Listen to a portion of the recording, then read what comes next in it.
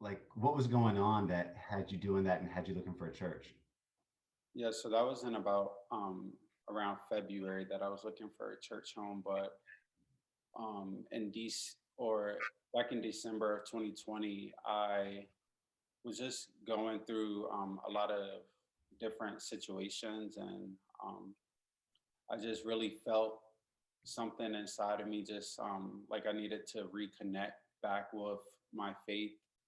Um, I just kind of was starting from ground zero. I always believed that there was a God, but I didn't really know like who this man Jesus was. I didn't know about too much, but there was just something in me that I was able to become aware that there was some type of spiritual lack in my life.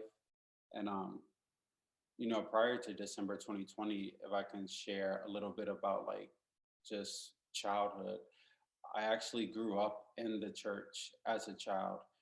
Um, and that quickly, my parents divorced, and then we stopped going to church. And then I just, did life, I guess. I just started working, going to school. There wasn't really any of that. And when I started to become aware that I was same sex attracted, that immediately just stopped all interest in the church, because quickly as a child in my teenage years, I saw that the church definitely labeled that as a no, and society also labeled it as a no.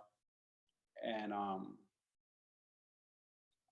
yeah, so I just stopped with all of that, and I was just working and going to school. I think I even just went through a entire process of like deconstructing the gospel. Just like I at the time I couldn't believe in a God who didn't like what I was going through, and I just didn't want to ask those type of questions. I think I even adopted more like Buddhist, Hinduism, pagan type practices. I was really into like new age and trying to access higher realms of consciousness and all things of that nature.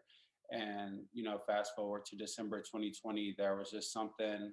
I think after COVID hit and everything that was happening, my birthday's on Christmas, so I was about to turn 28, and there was just something inside of me that was like, there's no way you're going to go into the new year with the same mind.